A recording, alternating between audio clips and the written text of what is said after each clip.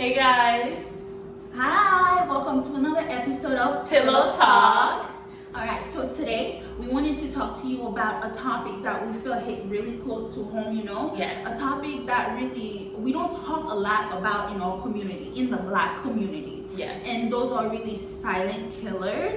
And those silent killers are pretty much depression, anxiety, PTSD. These are things that we feel like in our community, they're not really talked about that much. And we just wanted to kind of dive into those topics. Yes, shed light. Exactly. Okay, because what we don't realize is we try to move on, we try to act like these things are not there, and I think it affects us in the long run more than we ever know. Exactly. And then we find out that our kids are dealing with some of the same things we've dealt with, and we don't even know how to help them. Yeah.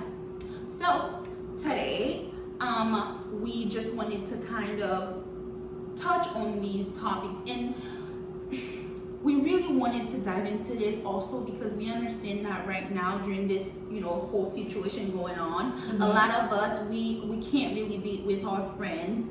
We don't have work to keep us busy. We don't have the gym to go to keep us busy, and those can be triggers for these killers really to kind of like affect our lives. One of the positive things we can say about this time is now that we don't have those things that usually keep us busy, things that are probably like not right internally with us, which we all have them, they come up now. It's coming to light. They're being exposed. It's being exposed.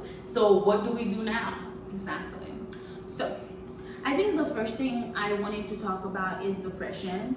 I think for depression itself, sometimes it can be, you can see it. It can sometimes be seen, even though not everyone is able to kind of like hide these things that they're going through, but that's one of the things that you can actually see sometimes. You can look at a friend and see that maybe they're not like the same person that like you usually see, that you usually interact with, the way that they maybe respond to the text messages to you, or maybe they've been MIA for like a few times that you were supposed to meet up, things like that. When you see these kind of clues, it may not even be depression, but they may be going through something. So these are times that we feel that you should definitely reach out to your friends. Yes, the closest to the depression I've ever felt, if I could be transparent, is once a month when my monthly cycle comes around. I'm sorry if I'm being too blunt for somebody, but to me it's like a feeling that just overtakes you, a feeling that it's almost out of your control. Like you can choose to push through it, but internally my heart just feels heavy, and it's like I don't even need a reason to cry. I could cry at the drop of a hat, or maybe I might feel like being aggressive and angry. That's how is it something like that maybe? Yeah, it is, because I think that's definitely something that I go through a lot. It's not as I guess heavy, okay, but I definitely go through it. I'm more of an introvert, so I do completely okay with not seeing people, with not interacting with people. But the thing that I do have is that like I usually like go to work Monday through Friday. I have to interact with people, and I go to the gym. I have to interact with people. But we've been home for like 6 weeks now, and I feel that I find that I have days where I can't even get work done. Wow. I can't even get any type of work done. I kind of like lay back on my couch the whole day, and I'm just like, I don't know what to do. It just like overtakes you. You feel like you can't get nothing done. I don't even want to eat. Okay, so what I felt like is I didn't even want to feel this way. I don't even want to feel this way, but you it's like you can't. There's something like holding you down, and you just can't get out of it. It's like it's the worst feeling ever, honestly. Okay. Yeah, and I see that it's really, I haven't really felt like that because I'm always busy. I'm always doing something. I'm always with people. Even when I want to or not, I'm always with people. So it's not like, the thing about depression is like it knows how to hide itself so good. Like it attacks you when you're already at your lowest, first of all. Okay. Like I've been home, I live alone, so I don't really have anyone here, so it's just me. So it just kind of like, it's like a bully. It's like a bully, honestly. A bully? A bully. Because it's like, oh, okay, I'm already at my lowest, so I'm gonna keep you. Wow. Yeah, and so, what can you tell our viewers? How can we handle this when it comes upon us? I know there's certain people, they need medical attention. They need to put use some kind of medicine to help get better because it's some kind of psychological problem. So we're not ignoring that. Absolutely Okay. not. I think for me, I reach out. I reach out if I feel like I'm going through a cycle, something is wrong. Obviously, the first thing I'll do is like call people that I know like will listen to me. Sometimes it's just me wanting to like or needing to vent about something. Yes. Anything. Okay. Anything, and then just having that listening ear. You just need that person to just be there for you to just listen to what you gotta say. And at times for me, it's just like I need to exercise. I need to somehow get it out. So you would say that exercise does something? Oh my gosh, it really, really, really does.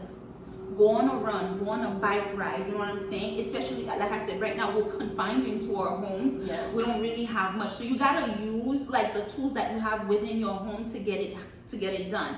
And if that means going on a walk, do it. You know what I'm saying? If that means going on a run, do it. Like just use anything that you have in your surrounding to get you out of like that feeling that I totally agree, but I feel like a lot of people going through this, they don't want to hear that. They don't want to hear like, oh, exercise actually does help. I see people going back and forth on this, and they're like, when we tell people who have depression to deal with depression to exercise, we're being insensitive. And I don't think that's what it is. I'm thinking you should try everything you can, like desperately, to try to get out of the situation until you find something that truly works for you. You can't just say, oh, that's not gonna work, or that's not gonna work. Like I said, this is what works for me.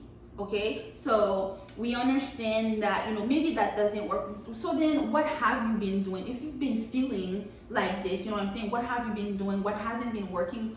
And what are you trying to do to find what works really for you? Okay, so I know that works for me. And the last thing, I know it's gonna sound like a cliche, really it's praying. Like whenever I'm feeling down, whenever I'm feeling like I can't get out of bed and there's just something that's really holding me down, even if I can't get the words out, I'll put my worship music on and just, the first two songs may not do it, but I'm telling you that third song, when that comes on, usually I'm like, okay, I'm starting to like feel a little better. You know what I'm saying? It's a spiritual stimulation, and that spiritual stimulation, it's not supposed to be like a drug that you just want to get on real quick to take you out of the funk that you're in. It like actually helps, and it leaks out into other areas of your life. That's what I can say about that.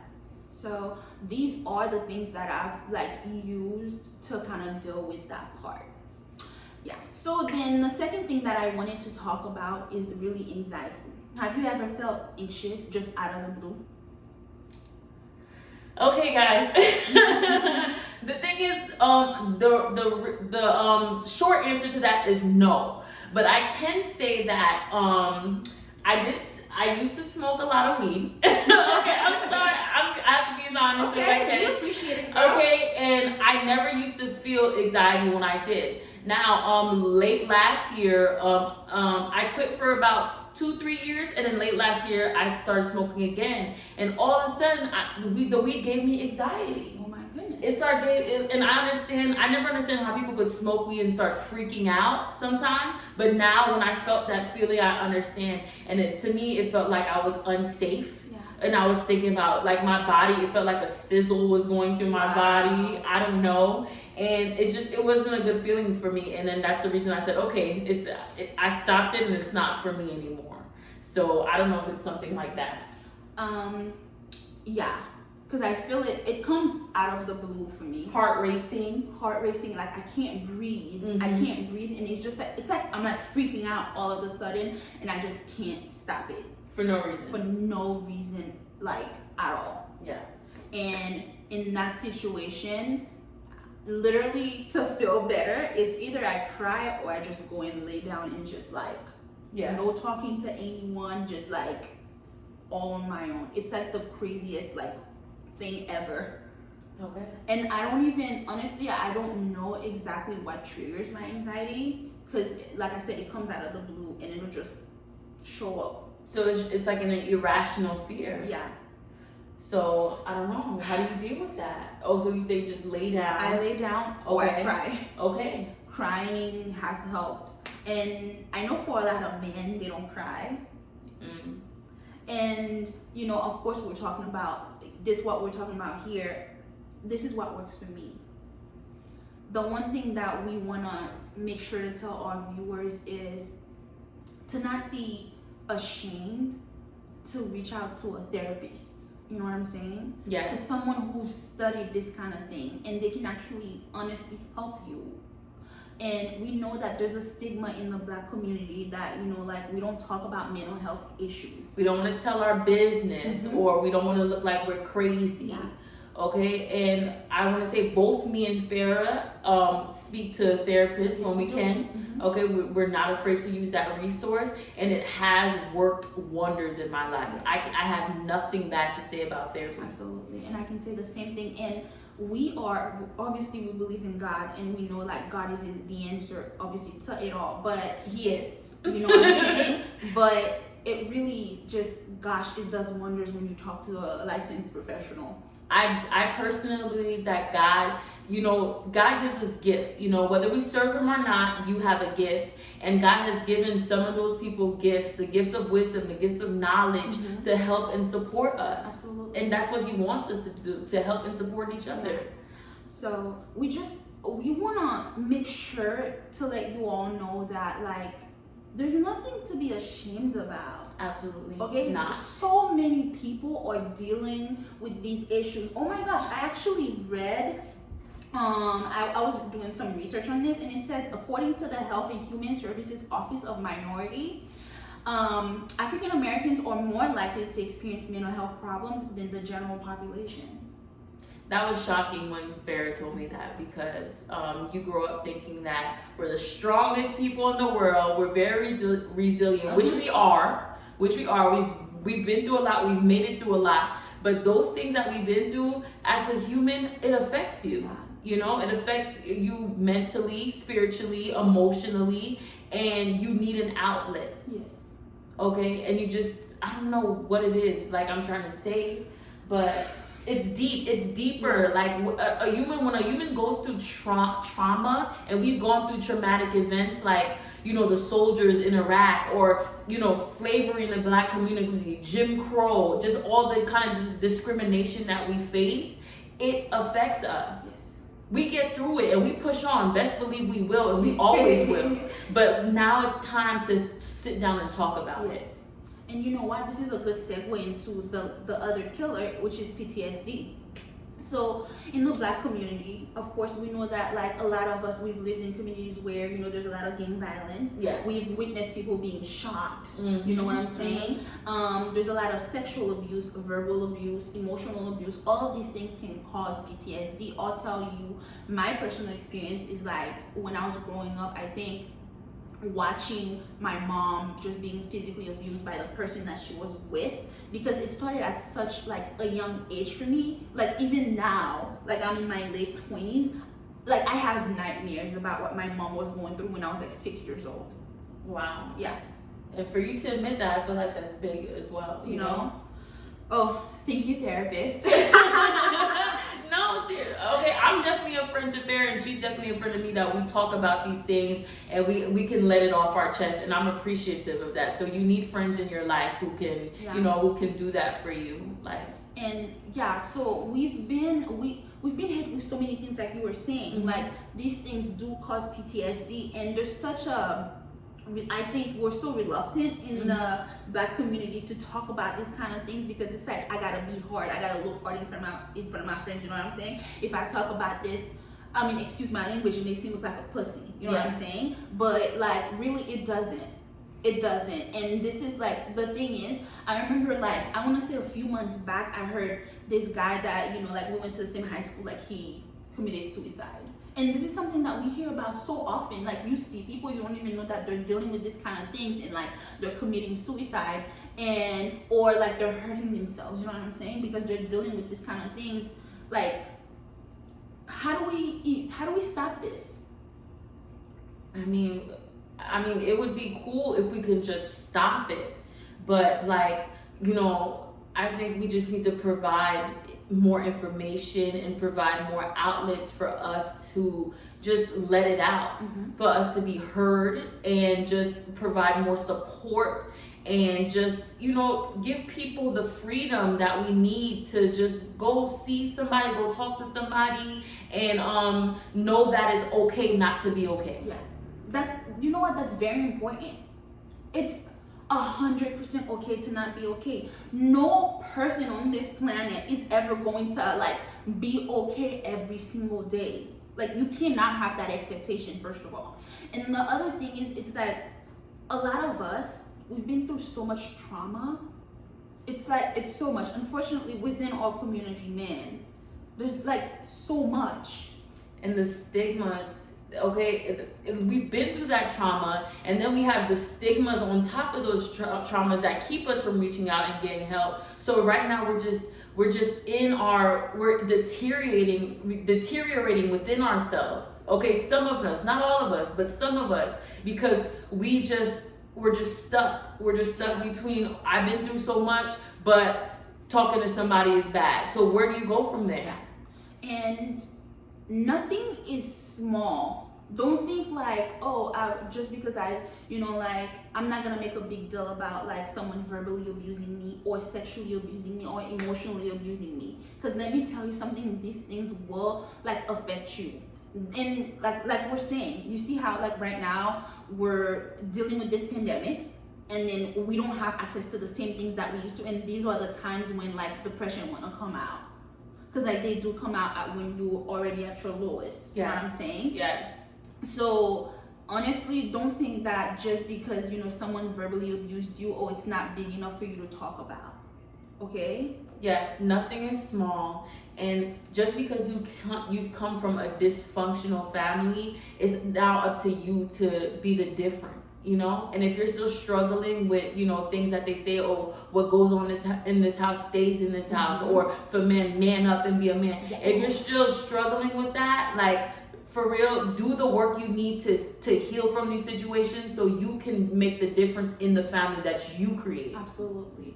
Honestly, I think one of the silent killers, especially to Black men, yes, that we don't cry. No. You can cry if you want to. You can cry if you need to. You can cry just because. Ladies, please don't discourage your man from being vulnerable and showing emotion. Do not discourage that, okay? He's a human being at the end of the day, and that crying, oh my God, is such a release. My God. It's such a release. It's such healing, such purification of the heart, man. It really is. And I just don't know, if I couldn't cry, I don't know what I'd do. I don't know. First of all, I cry so much. I was never a crier, but now I cry. Sometimes I'm worshiping, I cry. Sometimes I'm praying, I cry. I watch a movie, I cry.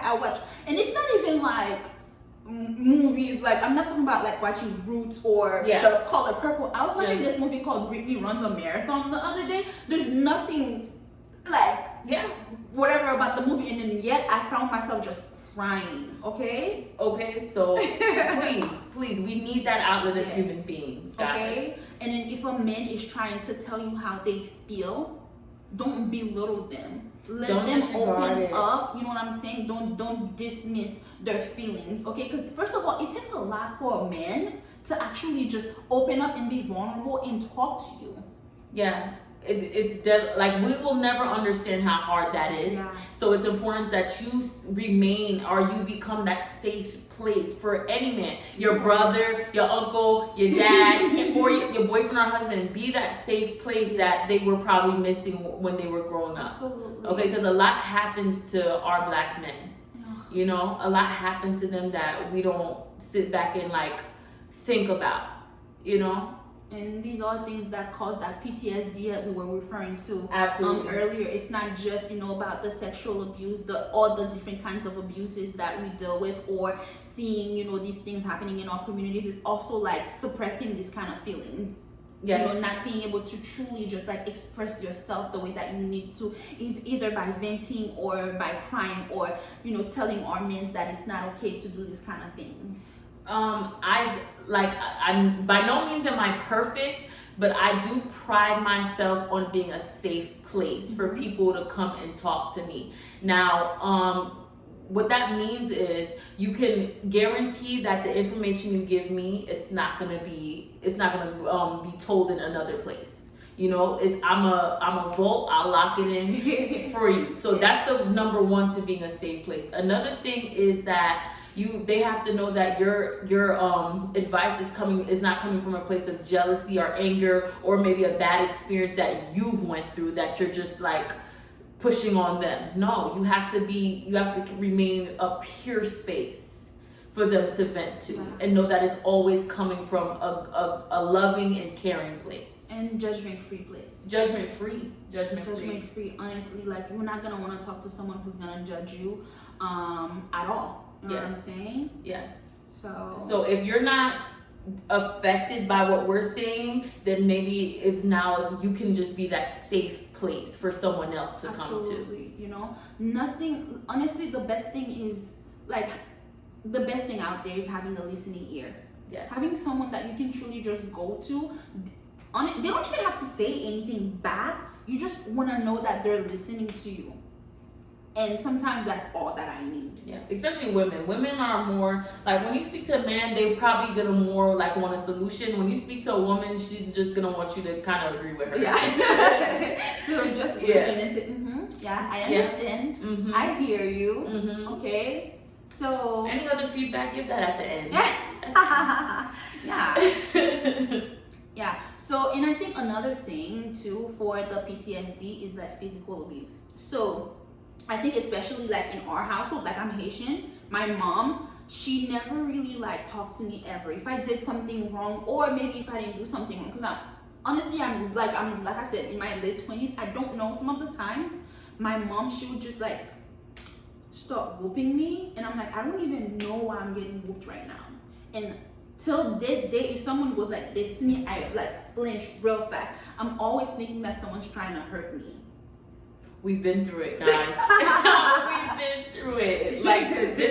Like obviously you already know that you're not gonna take that and you're not gonna implicate. What is that? What word I'm looking for? I don't know what word you're looking for, sis. You're not gonna implement that with your kids, okay? So you already know that, that is not something that. This isn't going to be how I discipline my children. Yes. That's not going to be my method. Yes. However, this is something it's happening. Yes. Okay? And especially in like Haitian households, it's not even, honestly, it is abuse. Some of it is. I know that they're trying to discipline you, but the way that, like, I remember being whooped so hard, like I had all these marks on my body. Like when you get burned, you get the little bumps with the, like little water fluid thing in them. Absolutely. Like I got whooped so hard, I had them over my body. It's tough, guys. And honestly, that really does, like, it causes, that's trauma on its own, right? It absolutely is. It absolutely is. And part of the work, I think, to move on from that, you definitely got to forgive them because they didn't know what they were doing. Their parents probably did that to them, and they just didn't understand, the toll it would take on you. Yeah. So you just understand that part of the work is, first of all, you have to acknowledge that they did not know, and then you have to forgive them, and then you have to make a commitment to yourself that's not something you're going to take with you into your future generation. She's really good at just like explaining this kind of thing, because for a long time I would talk to her about what my mom used to do to me and how I literally held on to it for so long.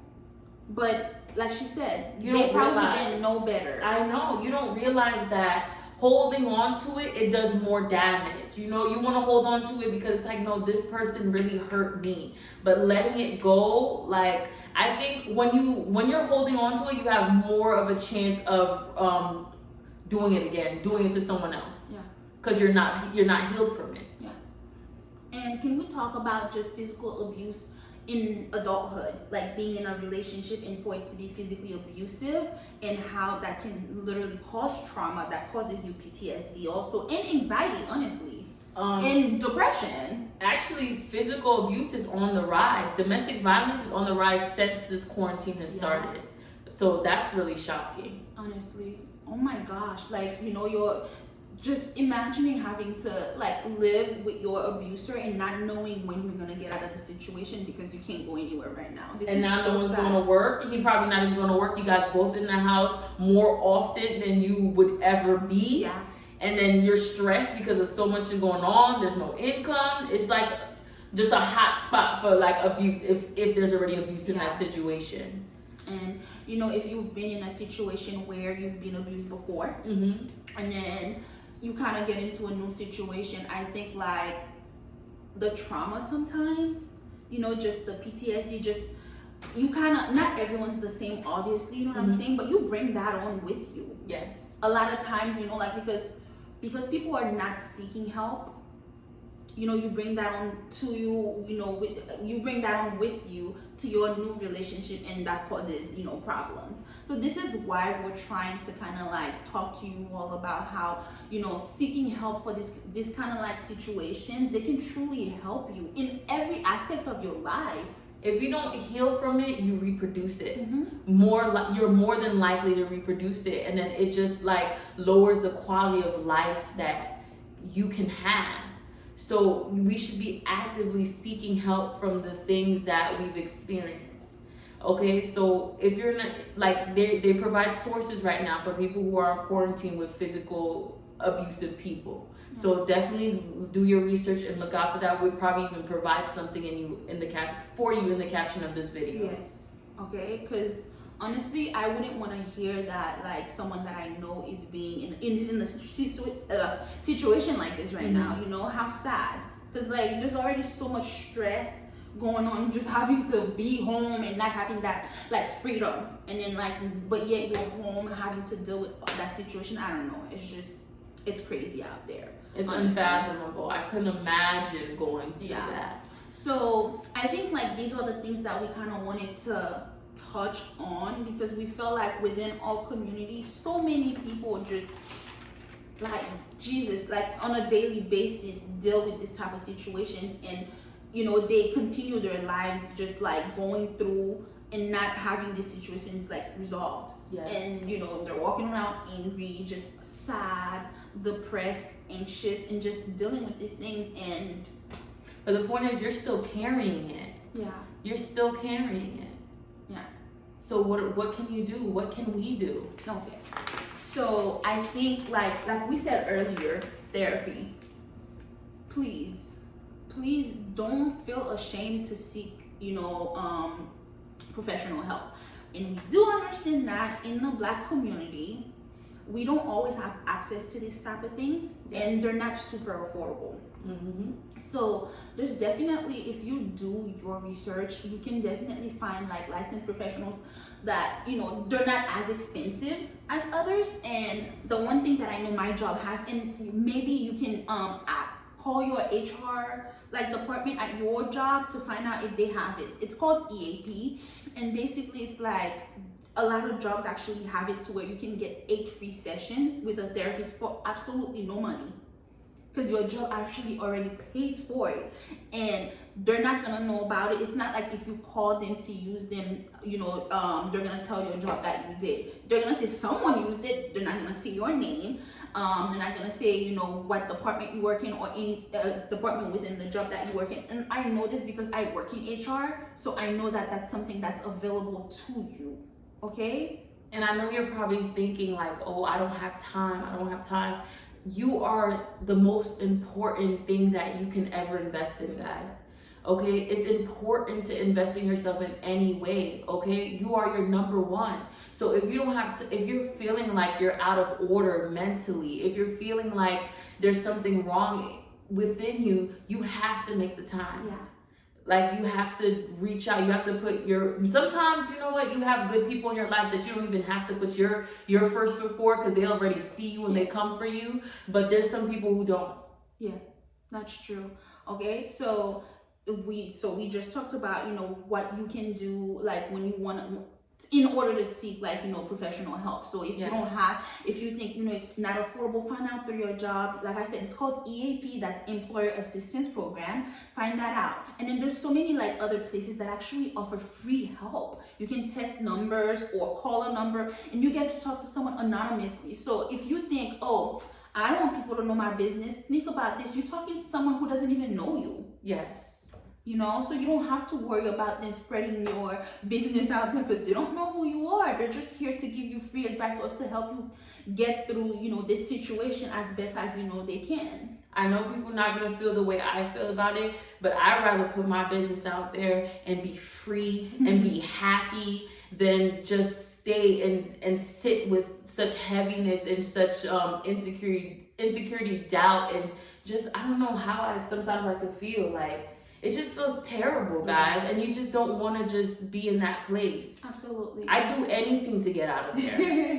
Yeah, me too, honestly. Okay, and I think lastly is just reaching out to people who will always be there for you. Absolutely. You know what I'm saying? Having friends that like, hey, I'm going through this. I know that I can talk to this person. They will listen. They will give me advice.